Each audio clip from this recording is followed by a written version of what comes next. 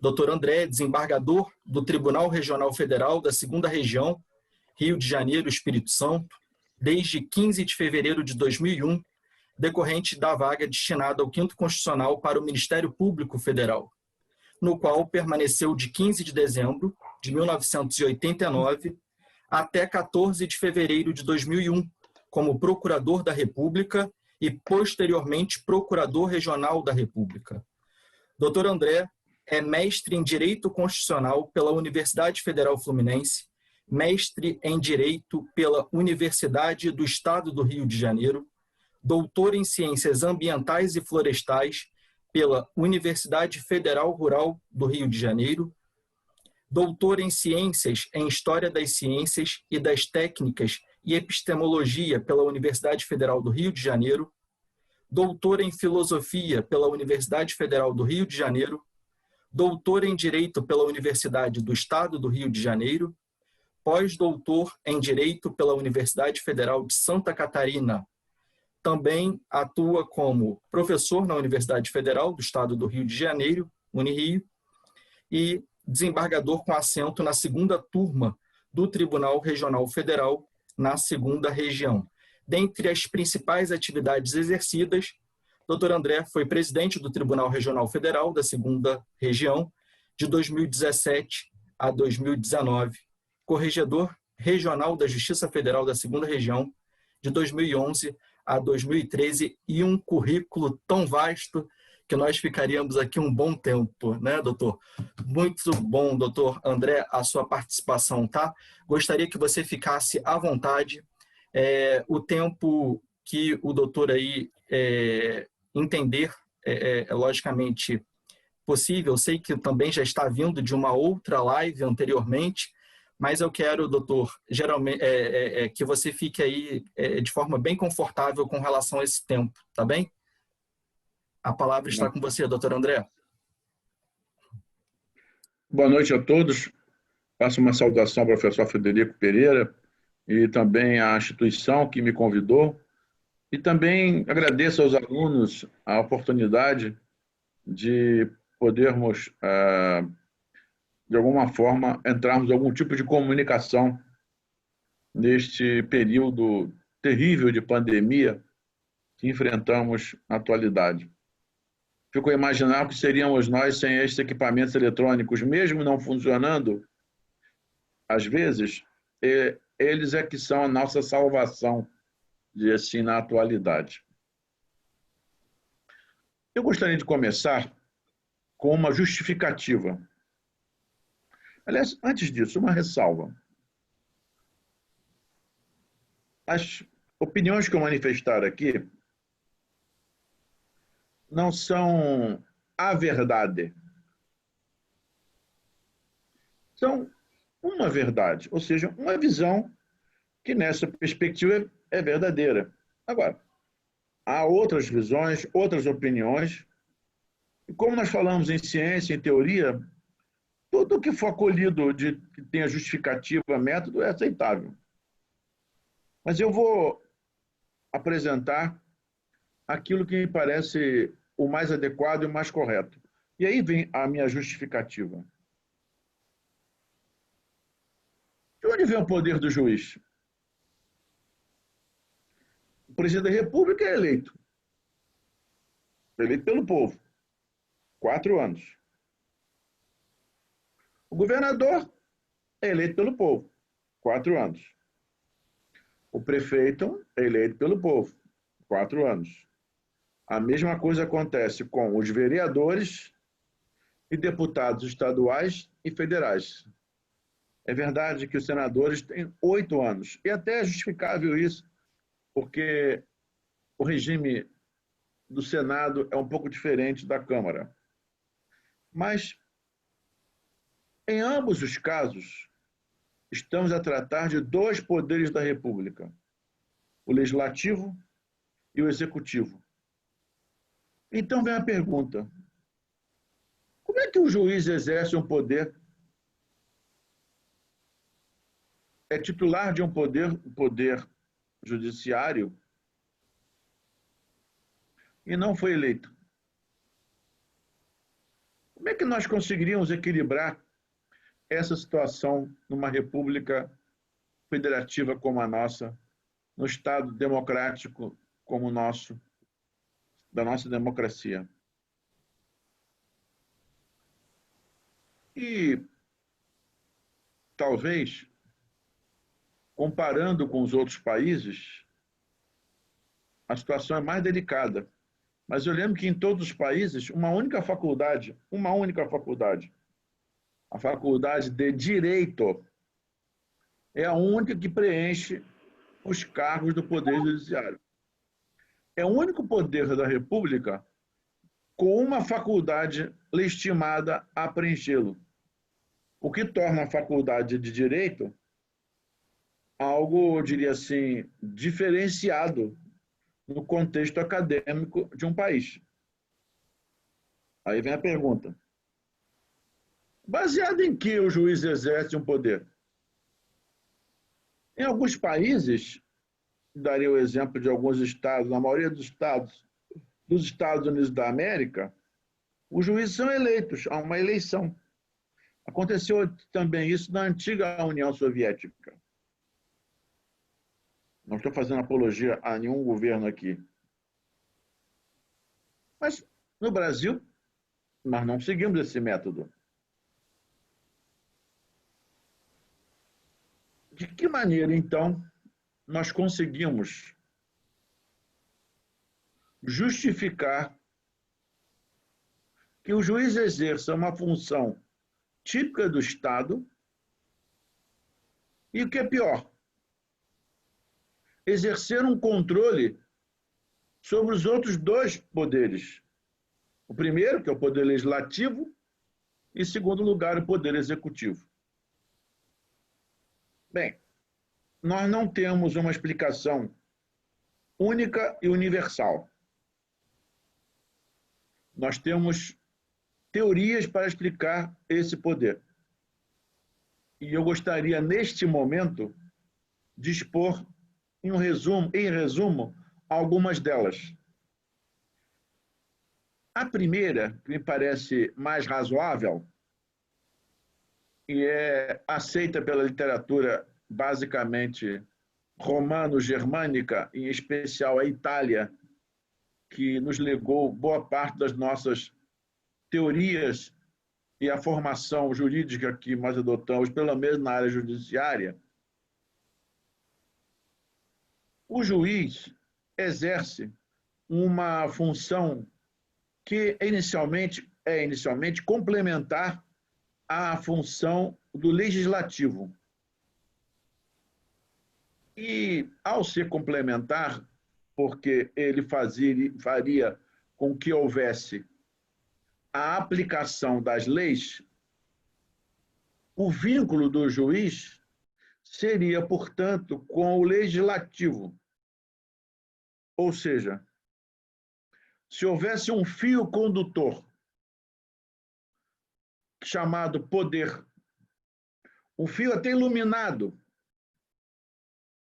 ele sairia na ocasião do voto, que nós votamos para vereador, deputado estadual, deputado federal e senador, e esse feixe de poder vai para a norma jurídica organiza o poder judiciário, determina que o judiciário promova os concursos públicos, em regra, a forma para nomeação, ou seja, para preenchimento dos cargos do judiciário. E é essa comunicação, esse fio condutor, esse fio iluminado imaginário do voto das pessoas, que vai pelo legislativo e vai até a pena do juiz, que, por um critério técnico de seleção mediante concurso, adequa-se à ideia de que ele deve cumprir as leis que o legislativo criou.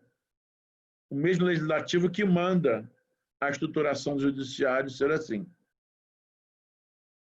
Essa primeira teoria é a mais aceita no Brasil. Há uma segunda teoria que, na verdade, não exclui a primeira. Talvez a complementasse, que diz também que a legitimidade do juiz viria pelo procedimento. Ou seja, ao agir de modo aceito pela sociedade, de modo que a sentença seria proferida, cumprida, exaurida nos seus objetivos finais,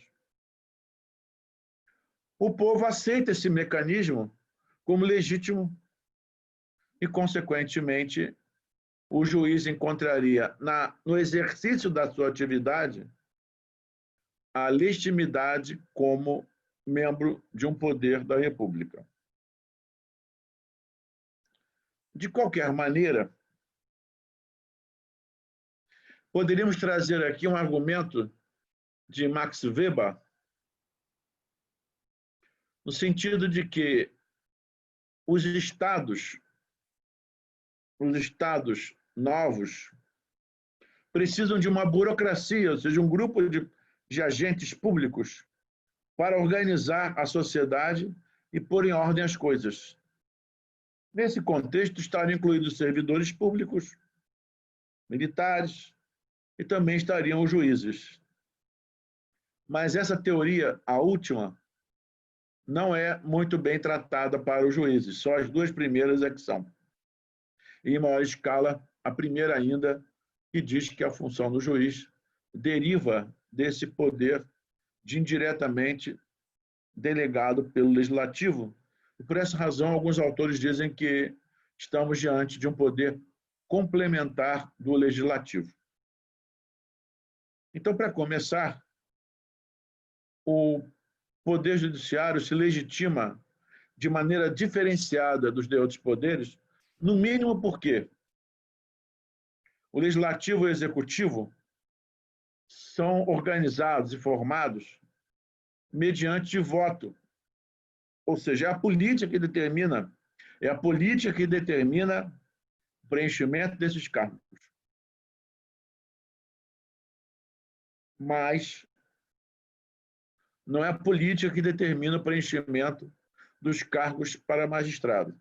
Alguém poderia dizer, mas o presidente da República escolhe, o governador escolhe, em lista tríplice. No caso do Estado, as vagas do 5º Constitucional do Ministério Público e da Advocacia. E o presidente da República escolhe, nomeia em todas as circunstâncias, todo magistrado de 2º grau e dos tribunais superiores do Brasil. Isso não é envolvimento político? Na verdade, o envolvimento seria na nomeação e não na legitimidade, que é derivada, sim, dessa complementariedade que o Legislativo exerce ou impõe para o Poder Judiciário. E quanto à participação ou concorrência do Poder Executivo na nomeação, isso é uma forma de retirar a exclusividade de um único poder para decidir o destino do terceiro poder, que é o Judiciário. Então, eles compartilham o poder para preencher o primeiro poder, que é o Poder Legislativo, compartilha com o segundo, que é o Poder Executivo, o poder na nomeação do terceiro poder, que é o Poder Judiciário, em 2º grau federal e nos tribunais superiores.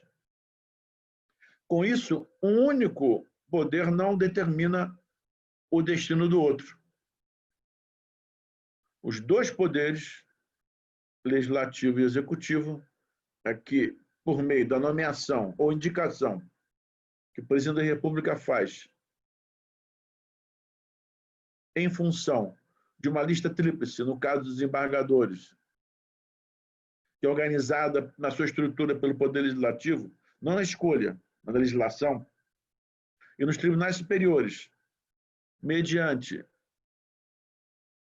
uma arguição feita no Senado Federal, o Legislativo, ao apresentar o seu consentimento faz com que a nomeação seja um ato complexo e não exclusivamente atitude pessoal, direta e objetiva do presidente da República. Alguns poderiam dizer, mas normalmente o Senado aprova. Um bom sinal, é sinal de que as indicações não são tão ruins. Se fossem ruins, o Senado seria o primeiro a dizer não. E se nós também pensássemos bem, o currículo dos ministros do Supremo, a despeito de toda a polêmica que tem sido causada hoje, são de pessoas respeitadas, inteligentes, capacitadas a argumentar naquele órgão. Não é fácil se trabalhar no órgão colegiado, até mesmo se comparado com os tribunais que são estruturados na carreira dos juízes, como acontece com o STJ, Superior Tribunal de Justiça, TST, Tribunal Superior do Trabalho, e o Tribunal Superior, Supremo Tribunal Militar, STM. Bem, resolvida a questão, de onde vem o poder do próprio juiz? Surge um outro problema.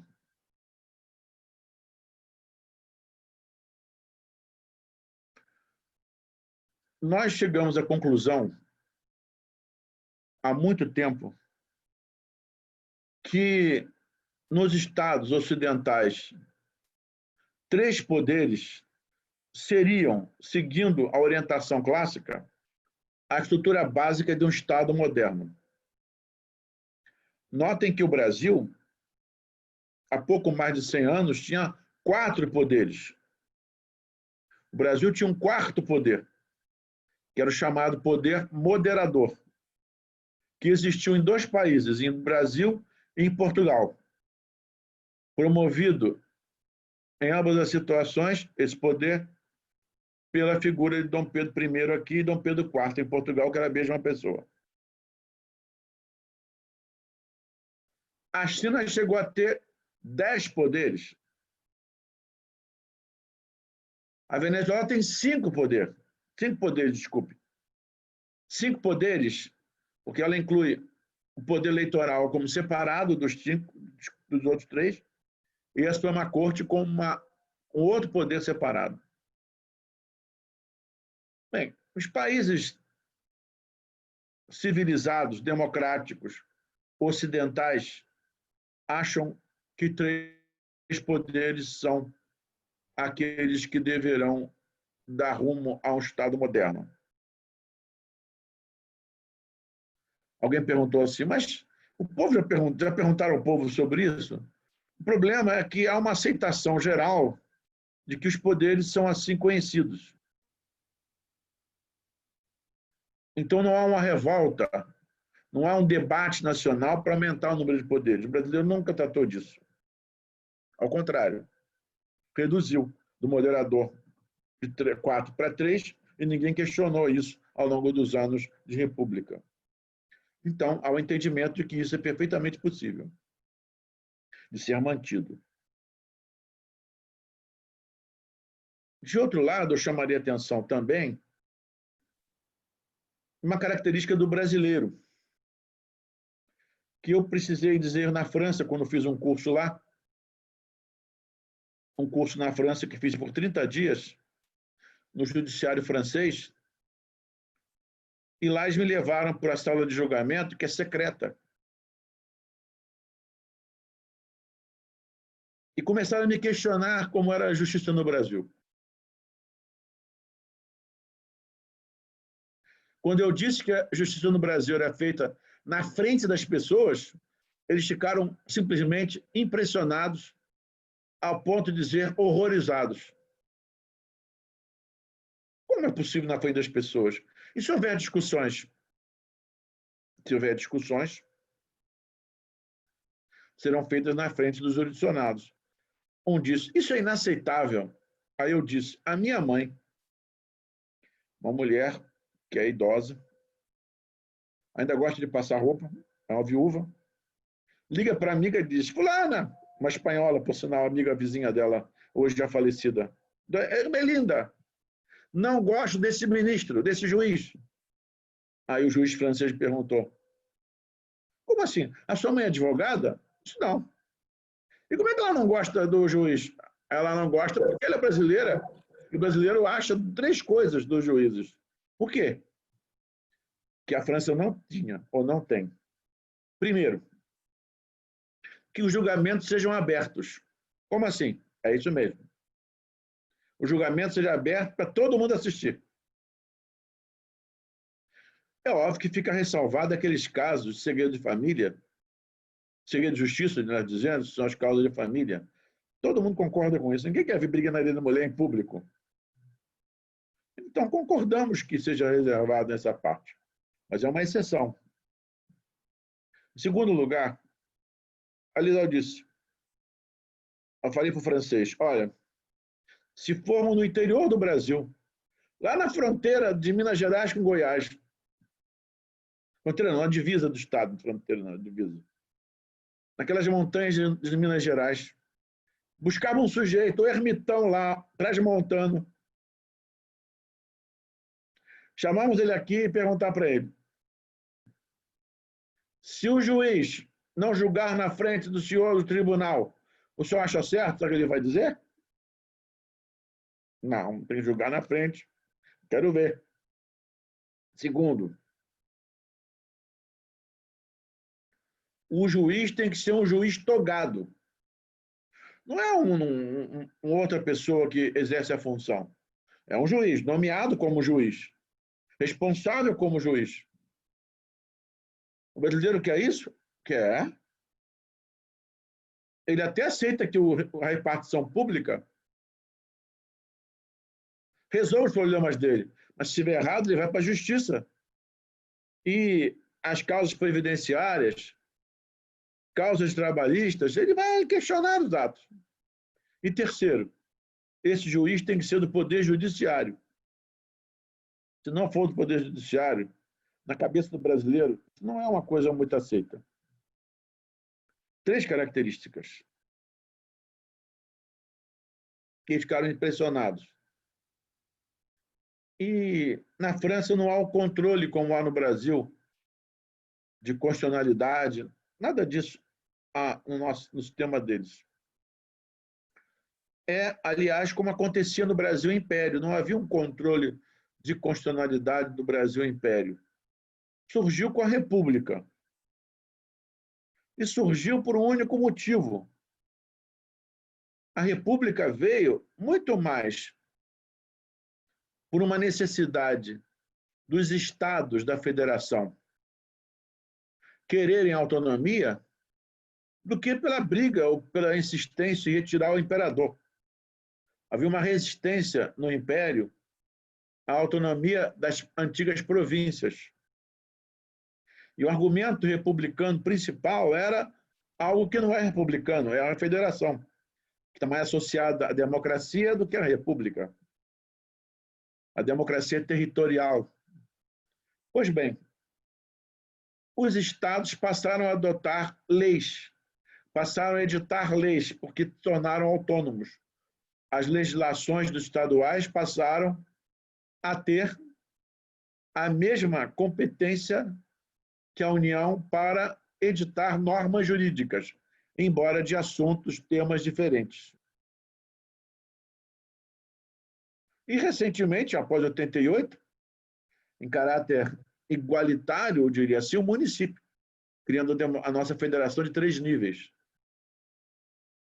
E aí, com uma Constituição republicana, que pela pena de Rui Barbosa foi muito influenciada pela experiência norte-americana do controle da constitucionalidade, que surgiu para pôr no país a ideia de que as leis podem ser editadas, desde que não contraria a lei maior. É uma espécie de balizamento. A mesma coisa aconteceu no Brasil após 1889, com a proclamação da República. Nós absorvemos a experiência norte-americana do controle de constitucionalidade e, mais do que isso, imputamos ao Poder Judiciário essa tarefa, coisa que na França ainda se tem ainda como sendo um órgão do poder que não é integrado pelo judiciário. Agora é que estão fazendo modificações lá. Portanto, novamente, imputou-se ao judiciário essa tarefa de controlar a relação das leis com a Constituição. Relação essa que é uma relação de existência, que as leis dependem da Constituição para existirem e não apenas para terem validade, não apenas para serem eficazes, não apenas para serem efetivas. Mas, fora isso, havia um outro problema.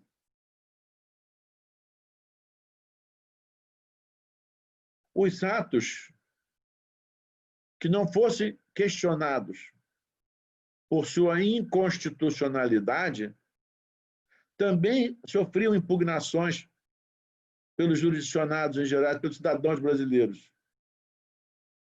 Por exemplo, uma nomeação indevida, uma compra indevida feita pela administração pública. Isso também é passível de ser questionado. E quem deveria fazer esse controle?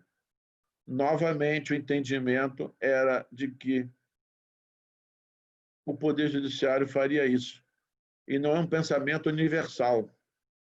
Nós trouxemos isso dos Estados Unidos da América, pela influência dos novos ventos com a proclamação da República trazida por Rui Barbosa.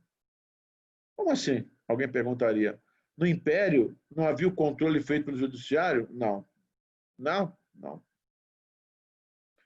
O sistema imperial era semelhante ao francês,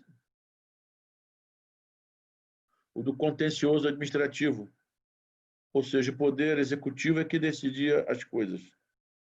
Essa visão universal de torna inafastável da jurisdição tudo no Brasil é herança dessa interpretação, desse novo constitucionalismo que veio dos Estados Unidos e que, de alguma forma, influenciou derradeiramente, decisivamente, a nossa primeira Constituição republicana.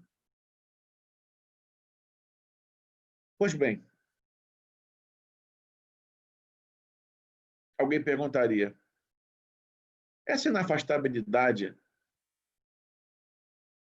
significa o que exatamente? Significa que toda aplicação no Brasil de uma norma jurídica, toda solução de um conflito no Brasil,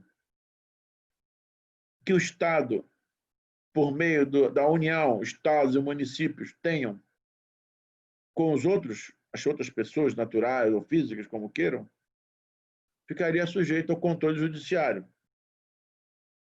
Por um lado, daria a todos democraticamente condições de questionar os atos do Estado. Então, se um professor foi demitido devidamente do serviço público, ele poderia impugnar o ato e questionar isso. Se um aluno da universidade pública fosse excluído devidamente, poderia evitar essa exclusão por meio do ajuizamento de uma ação. Se alguém teve sua casa desapropriada indevidamente, poderia no judiciário questionar a desapropriação. Se alguém teve o seu carro destruído por um carro do governo, poderia na justiça pedir indenização. Ou seja, as relações do Estado com os particulares ficaria dentro do sistema de controle que nós entendemos no Brasil. Isso é um pensamento aceito no Brasil. Como eu disse na França, o brasileiro dificilmente aceitaria não poder questionar no juiz uma indenização causada. Eu me lembro que certa vez eu abri o jornal e um tanque de guerra atropelou, porque perdeu o freio, um carro de marca Brasília e amassou o carro inteiro. E aí vem a pergunta: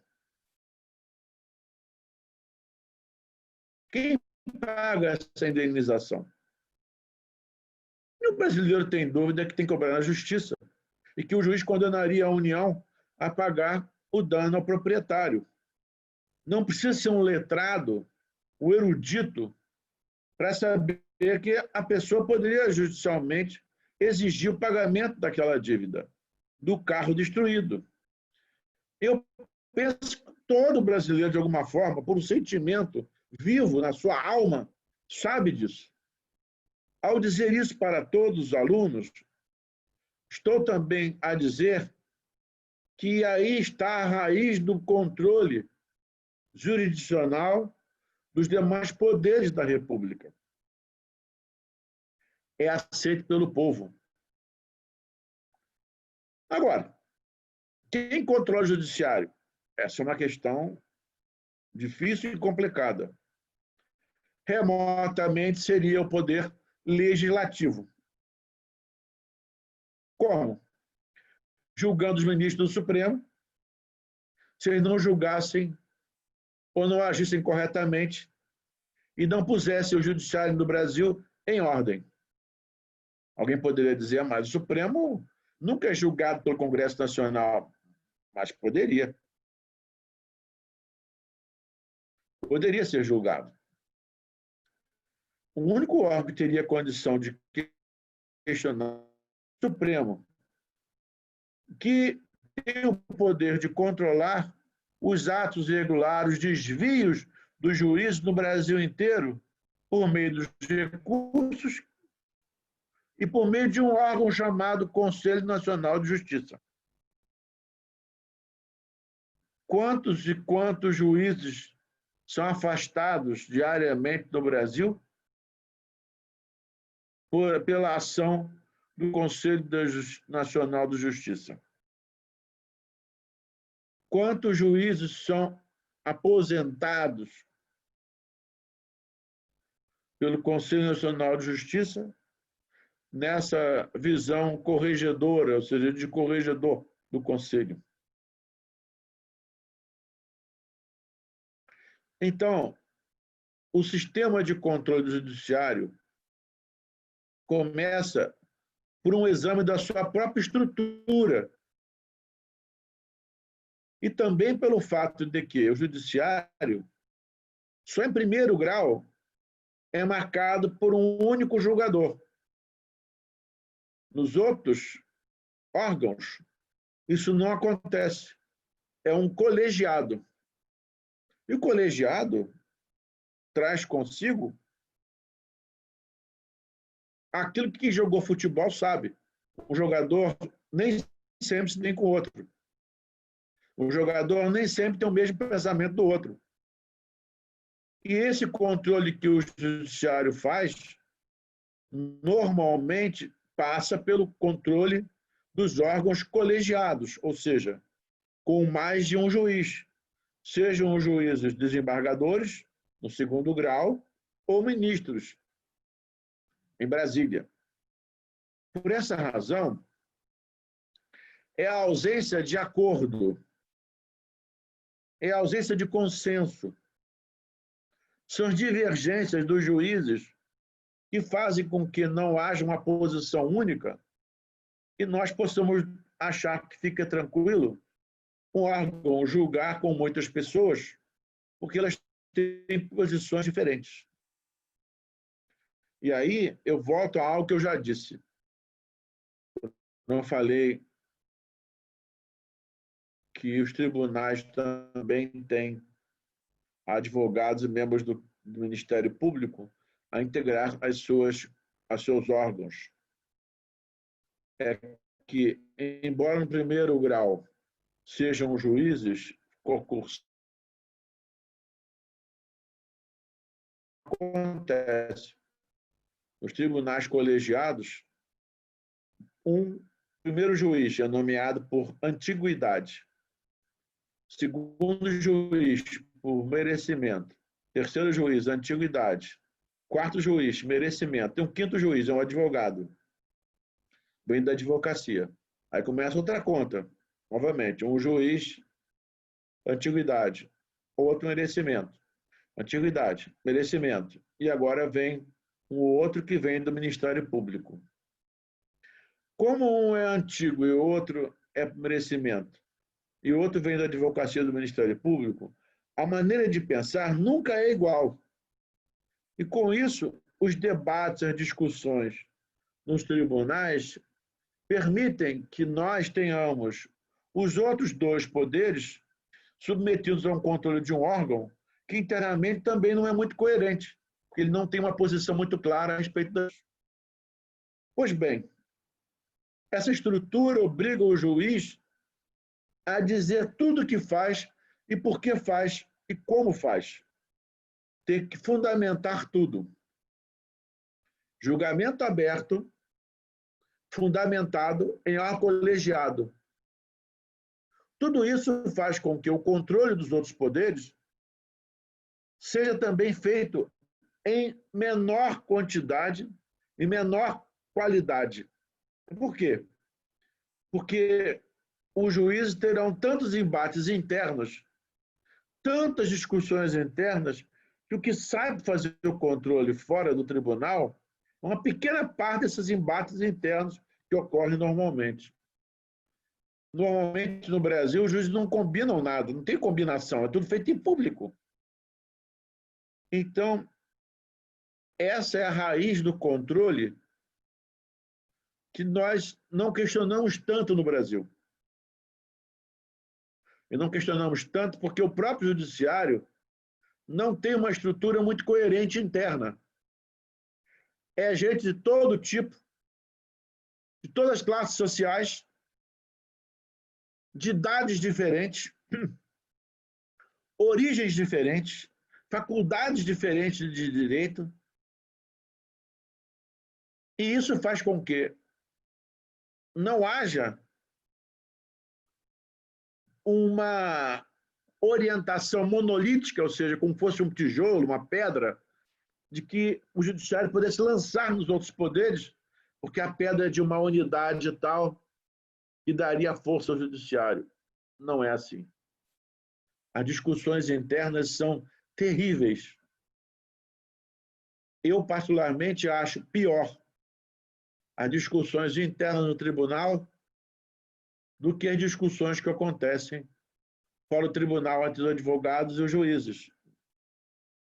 Porque nosso autocontrole, por conta dos debates internos, é muito difícil, é muito difícil. E daria um exemplo disso. Quantas e quantas vezes nós assistimos televisão, o ministro do Supremo brigando com o outro na tribuna lá, ou melhor, na bancada lá no Supremo. E por que isso acontece? Porque eles não têm uma posição comum.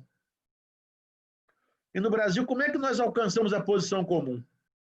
Contando. Como? Apurando. Como assim? Ministro 1, o que você acha? Sim. O 2, não. 3, sim. O 4, vou pensar. Não há uma posição única. Atualmente, nós temos visto uma espécie de unidade no Supremo, coisa que, para mim, é uma grande surpresa. Porque, tradicionalmente, o Supremo era o grande centro de debate, o grande centro de discussão, de alta discussão técnica. Os votos clássicos dos ministros, Pedro Lessa, do ministro Moacir Amaral Santos, Prado Kelly, eram votos geniais. Eu mesmo estudei no meu concurso a procurador da República, lendo votos dos ministros, Moreira Alves, Xavier de Albuquerque. Eu lia os votos. Eu estudava os votos naquela época. Os tempos mudaram. Hoje em dia não se faz isso. Mas o controle do judiciário é feito contra os outros poderes, ou sobre os outros poderes, devido a essa turbulência que é internamente o próprio judiciário. Só um poder que seria totalmente complexo e não unido é que poderia controlar externamente um outro poder. O que nós temos visto atualmente é o Supremo numa posição mais vanguardista, por meio do chamado ativismo judicial. O ativismo recebeu esse nome porque tinha por objetivo corrigir falhas que o legislador não conseguia. Por exemplo, nos Estados Unidos, há a pena de morte. E a pena de morte nos Estados Unidos dizia que não poderia ter algo como sofrimento na hora da morte. E o que é o sofrimento? Uns diziam que era enforcamento, outros diziam que era fuzilamento. Essas discussões começaram a movimentar o Supremo dos Estados Unidos, a Suprema Corte, para definir os padrões da morte, os limites dessa dor na morte. Ao longo do tempo, surgiu uma outra discussão, que foi o trabalho, o trabalhador, que passou a receber salário até um certo momento, depois passou a receber bônus para comprar coisas no trabalho dele. Não era salário. E obrigando ele a comprar no próprio empregador. A Suprema Corte lá disse que não podia fazer isso.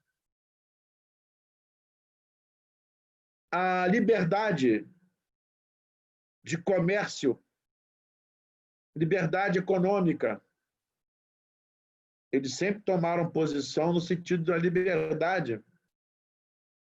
E aí o ativismo começa aí ainda de maneira muito, diria assim, embrionária, e vai chegar ao ápice por conta dos movimentos de luta contra o racismo nos Estados Unidos da América. E aí a Suprema Corte dos Estados Unidos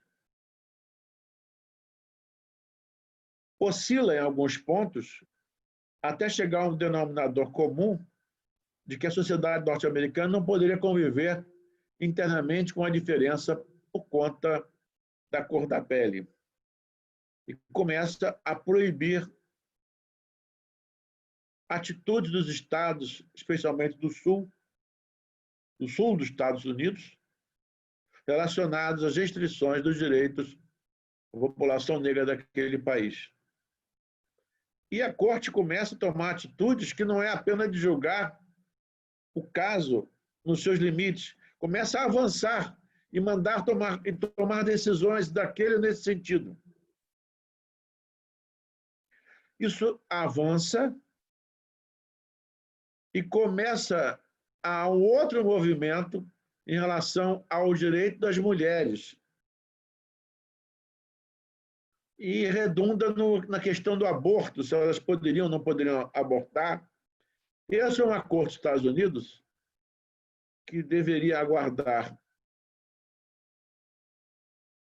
o Congresso dos Estados Unidos a decidir o assunto.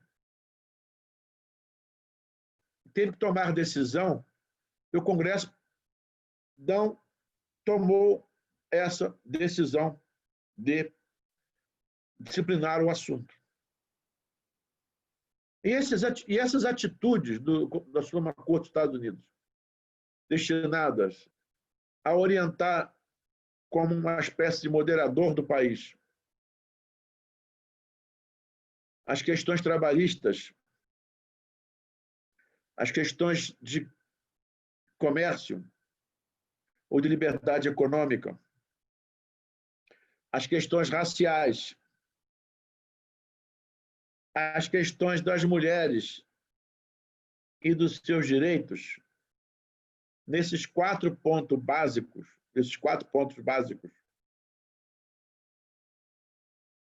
começaram a ir além do que se esperava que seria uma visão minimalista, restrita, distante, e passaram a ter uma posição mais avançada, ditando regras de como deveria ser ou não deveria ser. Nesses quatro pontos especificamente: trabalho, racismo, mulher e comércio. Esses quatro aspectos levaram a Suprema Corte dos Estados Unidos a ter atitudes que foram chamadas de ativismo. Nós, no nosso país, temos uma característica curiosa. Nós olhamos o que o vizinho faz, o que os outros povos fazem, achamos correto e importamos. Importamos a república, a ideia de república, a ideia de federação, a ideia do império. Mas nós temos um problema. Nós não fazemos ajustes muito claros. Vou dar um exemplo. O Brasil importou o controle de constitucionalidade das leis. Lá nos Estados Unidos da América, é um a cada 2 anos.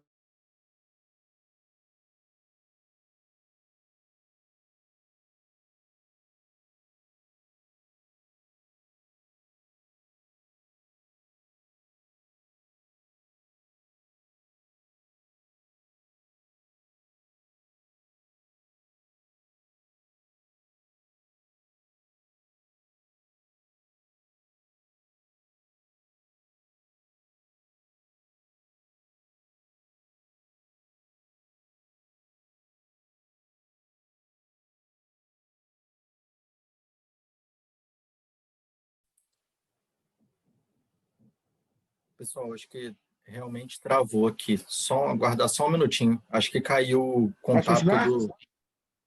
Assim, Posso continuar? sim.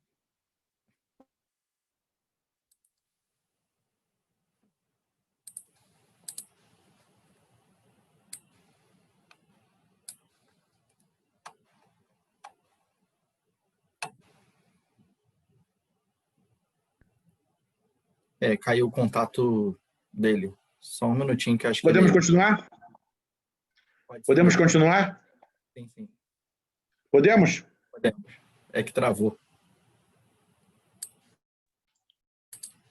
Pode continuar, doutor. Pois bem, nos Estados Unidos da América, o controle da constitucionalidade é um a cada 2 anos. Aqui no Brasil são diários. Nós erramos da mão. O Supremo toda hora julga inconstitucionalidade, como se fosse uma atividade ordinária e não extraordinária. A Alemanha julgou algumas dezenas de casos chamados demandas repetitivas. Trouxemos para o Brasil, julgamos milhões.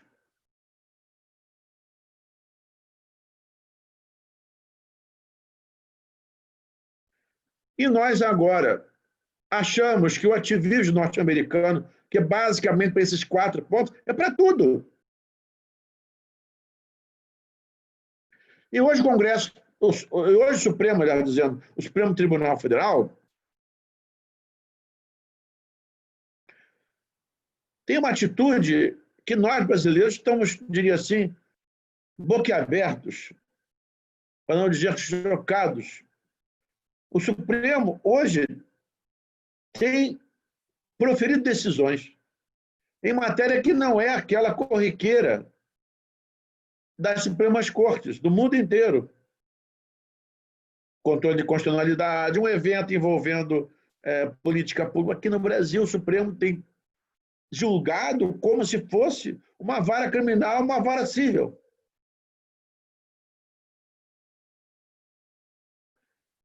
Ao perguntar ao ministro, ele diz, não, o Supremo pode fazer isso. Pode, mas não deve. Porque não se espera que a Suprema Corte exerça esse papel de resolver em definitivo coisas que os juízes resolvem para que haja recursos, discussões, debates, até chegar ao Supremo. E não o Supremo inverter a regra.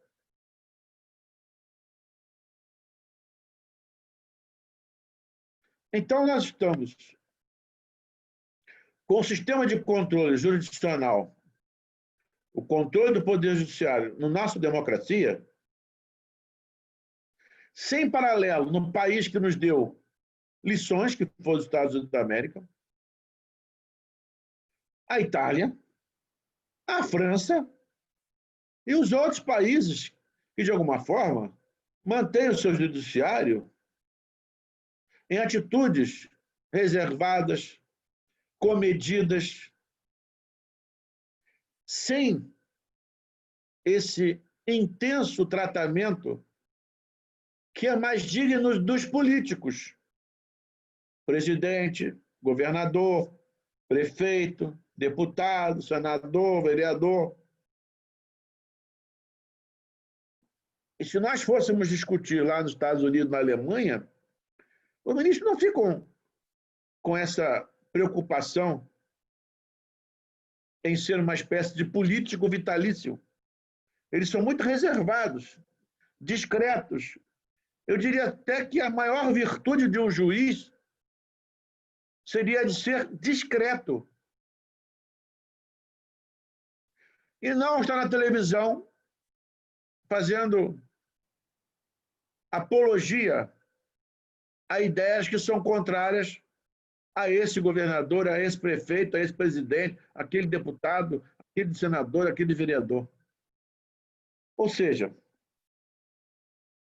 aos alunos da faculdade, eu espero que, se querem esse ativismo, sejam políticos. Se querem defender os direitos, sejam advogados.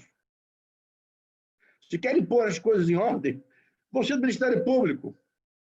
Se tem equilíbrio para julgar, para olhar as pessoas com reservas, com calma, com temperança, capacidade de ouvir, vão ser juízes. Mas nós não podemos deixar que o que nós testemunhamos atualmente no Brasil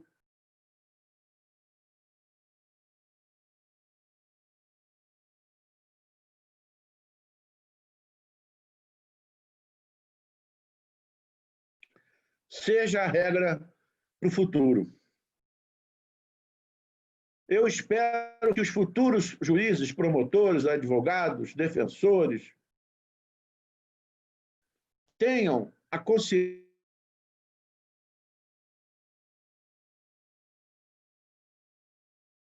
as futuras gerações, a geração atual e as gerações passadas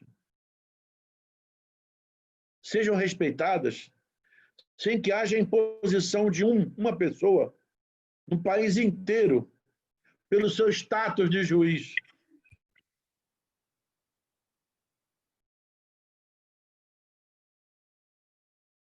Hoje,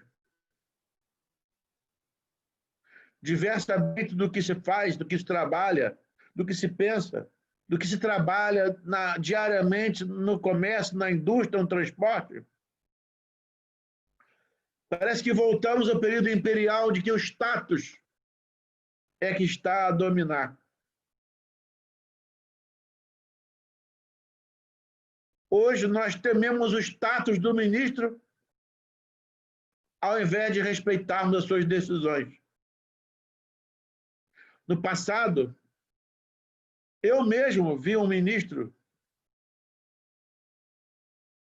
Cordeiro Guerra, andando na rua uma vez, olhei para ele e pensei, aquele ali é o ministro Cordeiro Guerra, caminhando em frente ao fórum, já aposentado. Olhei para ele, quase com olhar contemplativo.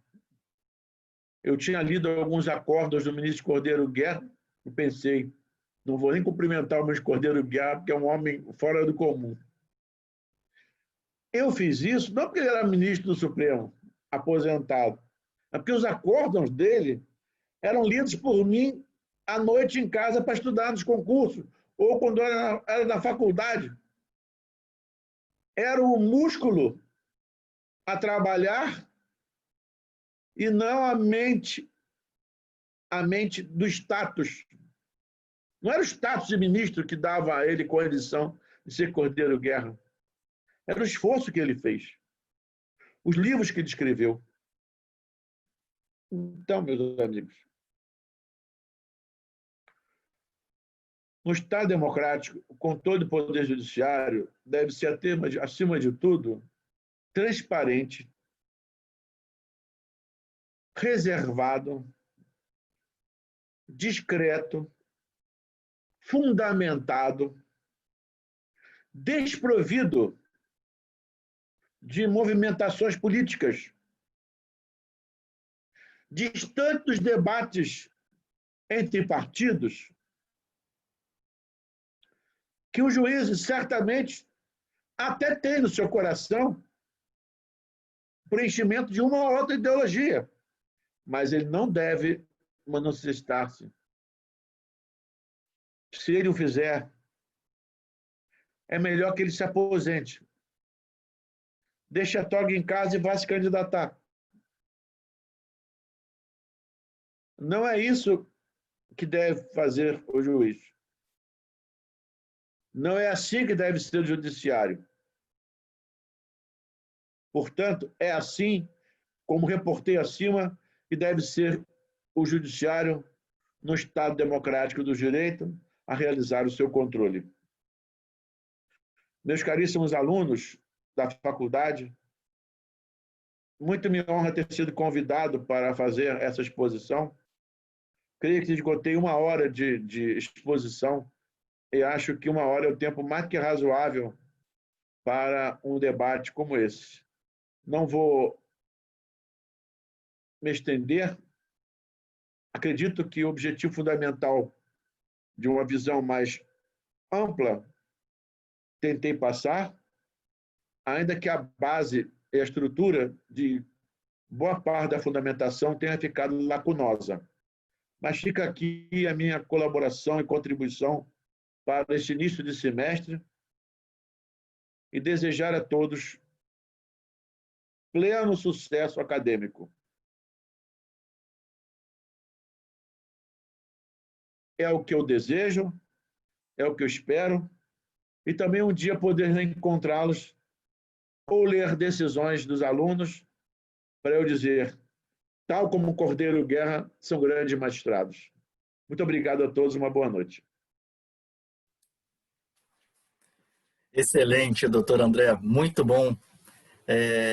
Essa é a finalidade de uma aula magna, né? É exatamente uma pessoa com conhecimento vasto, muito amplo, trazer essa riqueza aí para todos nós, não só no contexto jurídico, também a parte histórica.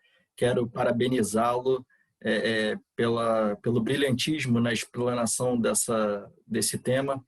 Da mesma forma, agradecer a participação dos professores, do nosso querido amigo aí, Genilton Castilho, que possibilitou esse nosso encontro, o doutor Sérgio também.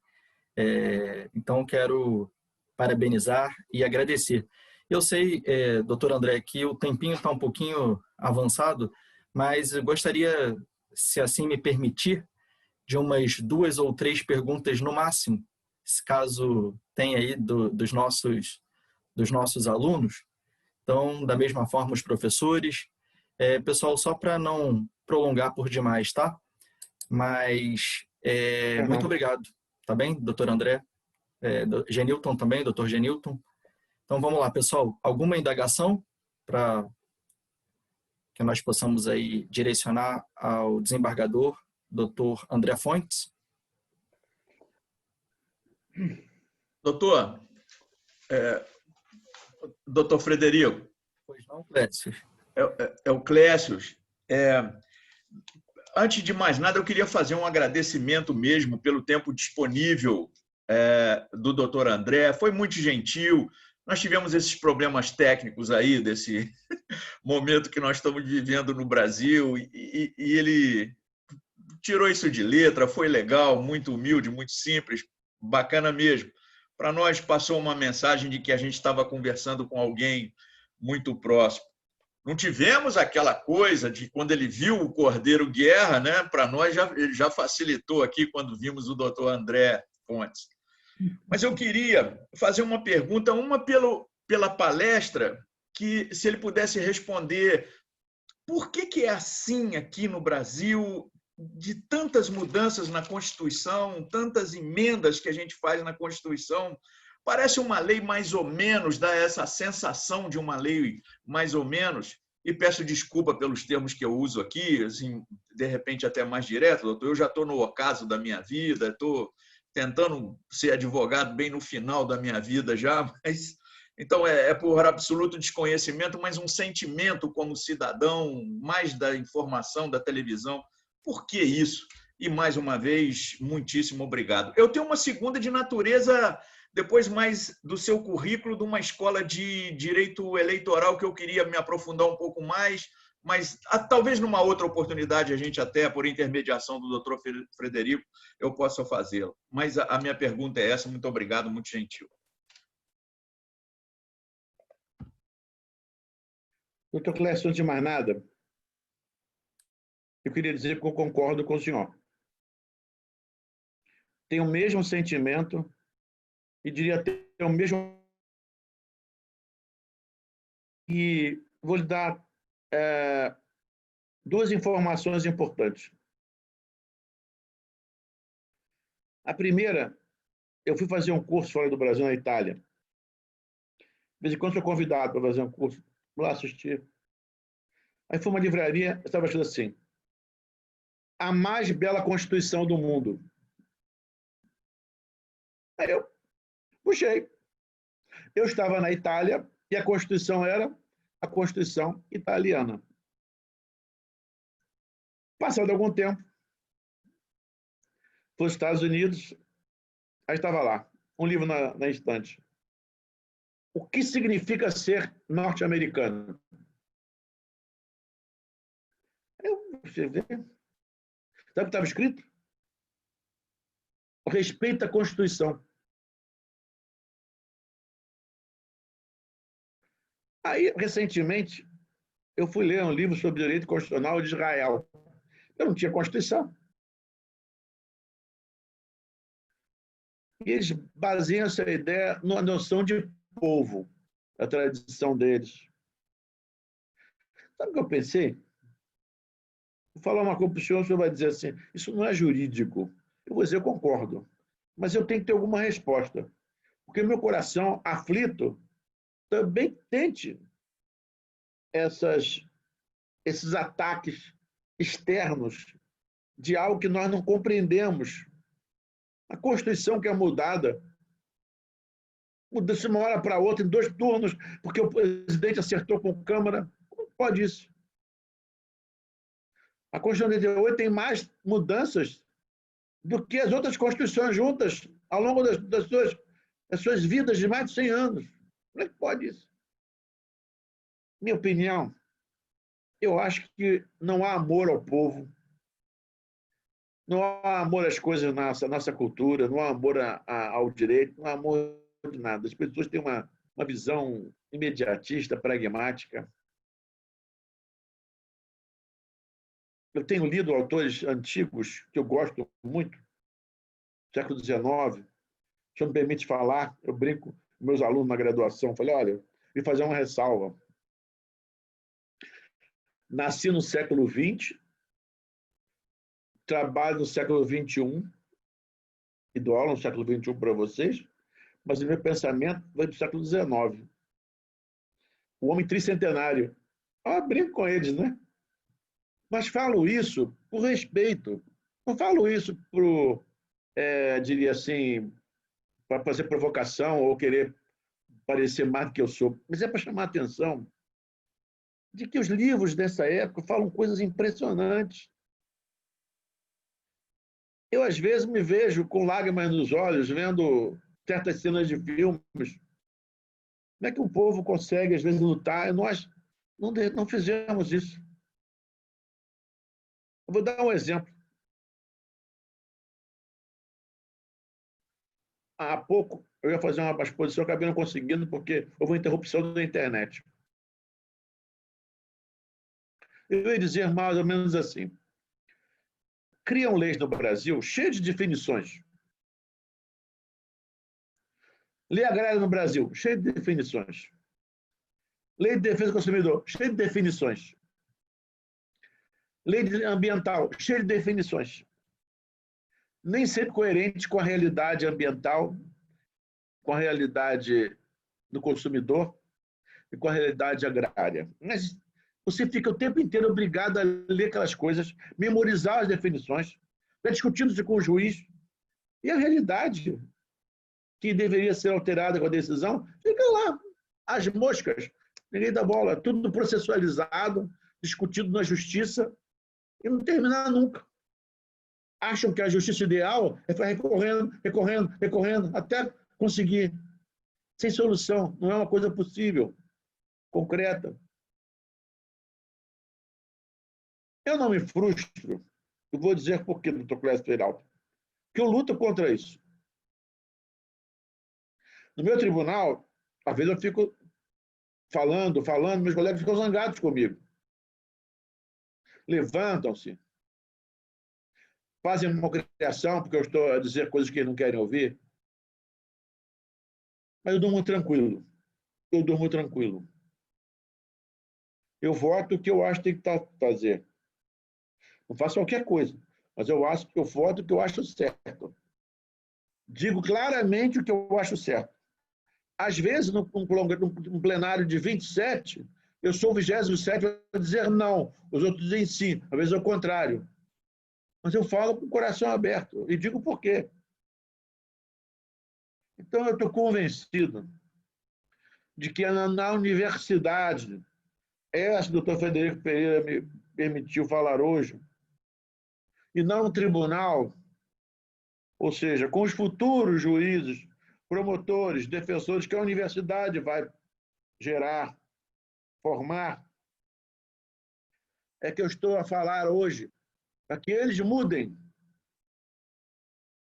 Porque um dia, um alemão recebeu Napoleão, que invadiu a Alemanha, e ele fez um discurso na rua, falando Fichte.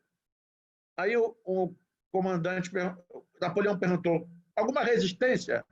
Não. Só um alemão maluco falando pela rua, tal de Fichte, professor.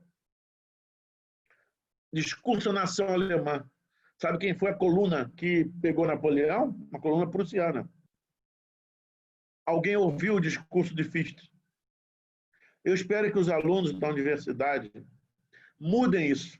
Não aceitem essas barbaridades. Não aceitem o que o Supremo está fazendo. Não aceitem o que o Judiciário está fazendo. O Judiciário hoje, se o seu telefone não funciona, 3 meses para chegar a uma discussão. Aí ele manda dar uma ordem. Aí implica uma multa depois de 6 meses. Só que na segunda mês aconteceu o mesmo problema. E você não consegue dar conta dos resultados, você não consegue resolver o problema. Aí fica uma ordem, você vai dar outra ordem, aí no final multa R$3.000. Não funciona. Que judiciário é esse que não dá solução ao problema?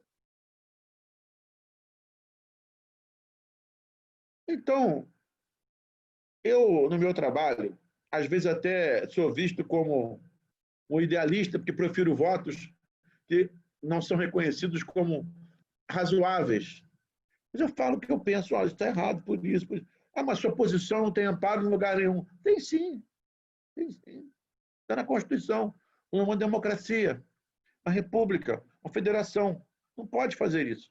Mas o município tem competência igual da União? Não tem, não. O município é o lugar onde nós moramos.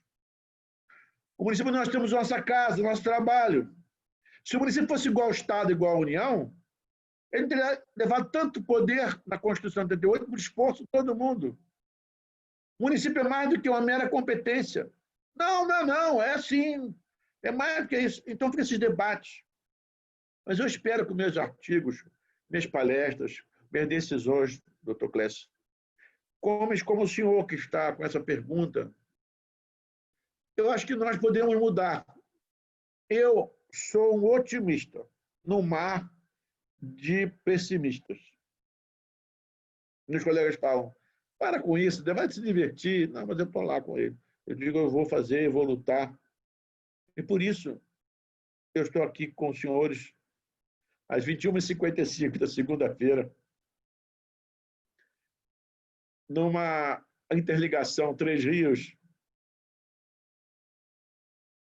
Flamengo, bairro Flamengo. Feliz da vida por estar a falar com os senhores e mais ainda, feliz da vida por ouvi-lo. E se o senhor falou, senão o senhor está tão, quando eu, revoltado ou na expectativa de mudar alguma coisa. É o que eu tenho a dizer. Excelente. Doutor. Muito gentil, obrigado. Desculpa. professor. Nada, que isso, um prazer, Clécio. Obrigado pela sua contribuição. Da mesma forma, obrigado, Uma doutor grande André. honra. Doutor André, mais uma aqui, no chat da aluna Ana Clara. Foi não? Ela perguntou aqui, eu gostaria de perguntar sobre quem controla o Poder Judiciário para que o mesmo não ultrapasse seus limites. Quem deveria fazer isso seria o próprio judiciário, que é uma espécie de cúpula. Quando o juiz profere uma sentença equivocada, o tribunal tem que corrigir. O tribunal não corrige, vai para o Tribunal Superior Tribunal de Justiça. Se não corrigir, para o Supremo Tribunal Federal. Então, vai assim. E o Supremo não corrigir? O Congresso deveria fazer isso. Quem está acima do Supremo Tribunal Federal? O Congresso Nacional. Então, como é que o sistema resolve o problema, Ana Clara? Por meio de recursos, as advogadas, como um dia aquelas que se formarão na sua faculdade, irão recorrer, argumentar na tribuna, dizer que não concordam. Digo mais, hoje em dia, as mulheres estão com uma capacidade de comunicação nos tribunais que é tão grande que elas têm conseguido mudar decisões judiciais. E aí, essa integração nova da sociedade brasileira, que era só de homens no passado, e agora a visão feminina, que vê uma realidade diferente que os homens não conseguem enxergar, é a nova posição. Então, o que eu acho? Eu tenho a impressão que esses recursos fazem com que os juízes, ao longo do tempo, mudem sua opinião. Então, uma advogada combativa, uma advogada argumentadora, uma advogada convincente é capaz de corrigir os erros do judiciário. E se essa mesma advogada achar que a coisa foi mais do que um erro, tem o Conselho Nacional de Justiça para poder aplicar sanções contra o juiz que se desviou da sua função. Nada disso der certo para o Supremo Tribunal Federal. Se nada disso der certo, nada impede que a advogada Ana Clara vá a um Congresso Nacional e diga ao Congresso: o Congresso está errado, vou deixar o Supremo agir de maneira ilimitada, sem controle, em desrespeito ao povo brasileiro, se assim entender. Então, eu deposito nas suas mãos, na sua mente, no seu coração, na sua pena, o controle, doutora Ana Clara, do nosso querido Brasil. E ainda vou encontrá-la no tribunal e vou dizer: essa é a advogada Ana Clara, uma das mais brilhantes profissionais do Brasil. E quando já era estudante, já mostrava esse brilhantismo como se tivesse nascido sabendo. Ou seja, ela já era brilhante mesmo antes de se formar. E é por isso merecedora do nosso aplauso. Muito obrigado pela pergunta. Muito obrigado, doutor. Obrigado, Ana Clara. Doutor, para finalizar, a última indagação aqui, essa um pouquinho mais delicada, bem ampla, né, do aluno Maurino Nantes, também no chat. Gostaria de saber a opinião dos senhores, o que falta para atualizar as leis brasileiras, uma vez que algumas delas já estão ultrapassadas? Eu penso nisso todos os dias. Eu vou dar um exemplo. O Código de Processo Civil foi alterado. Eu mandei carta, mandei comunicação, nem deram bola. Mantiveram a mesma redação equivocada do código anterior.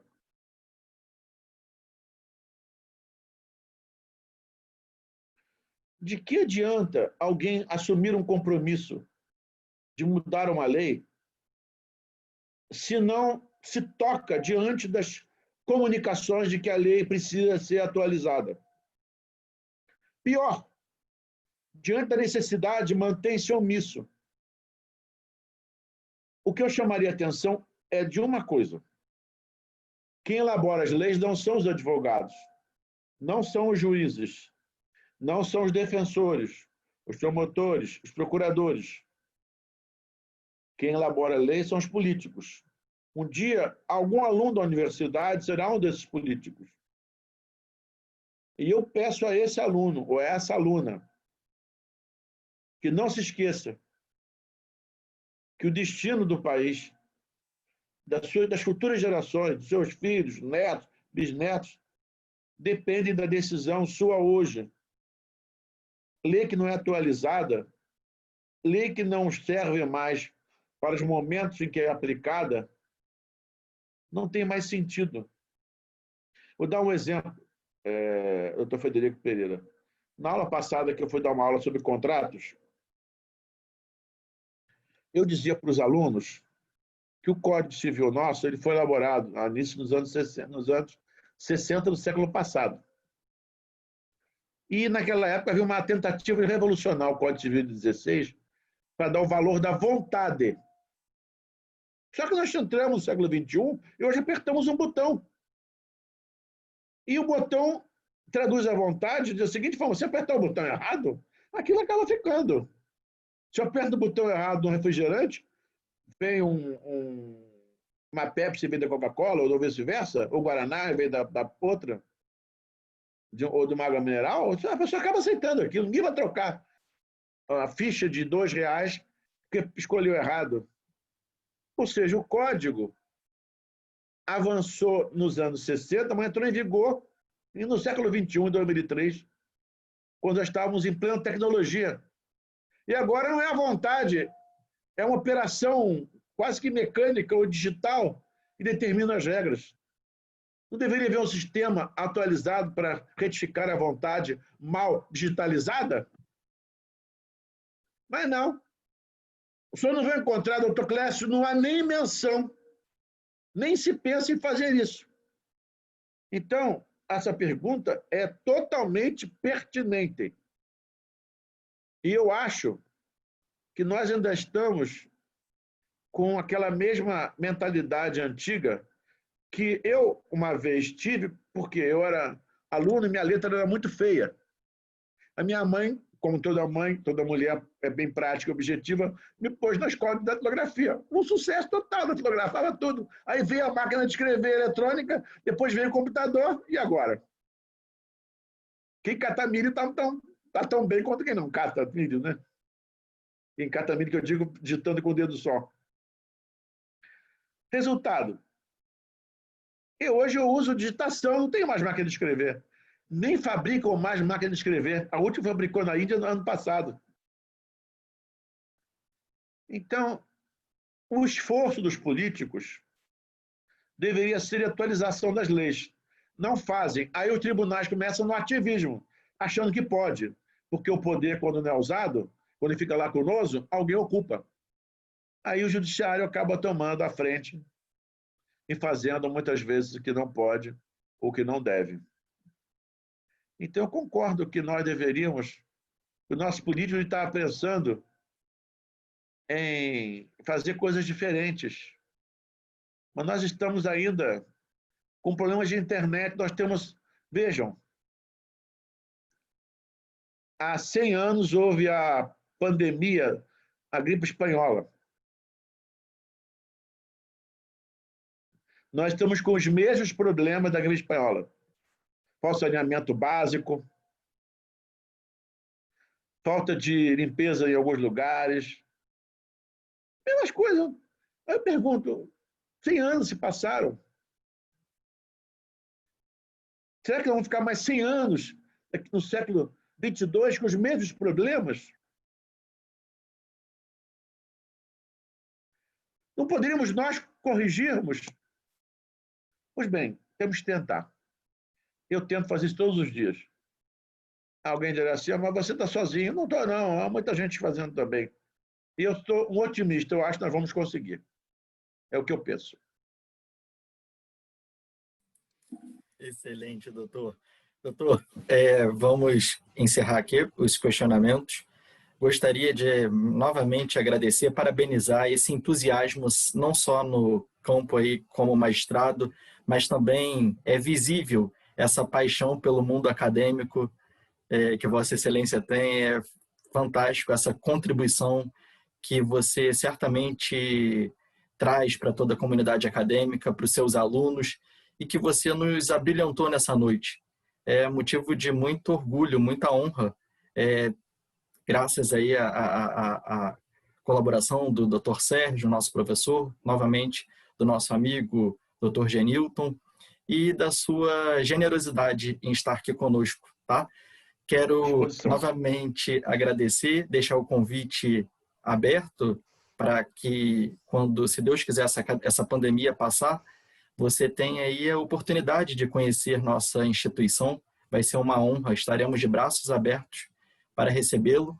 Agradecer aos nossos alunos também que estiveram conosco nessa noite. Pedir desculpa por esse contratempo no início, mas que foi contornado por essa magnífica palestra, doutor André. Obrigado, tá? Mais uma vez. E doutor Sérgio, doutor Genilton, valeu, meu amigo. Obrigado, tá? Pela gentileza aí, pelo carinho, tá bom? Um abraço, doutor André. Fica com Deus. Uma boa noite para todos vocês, pessoal. Boa noite. Tchau.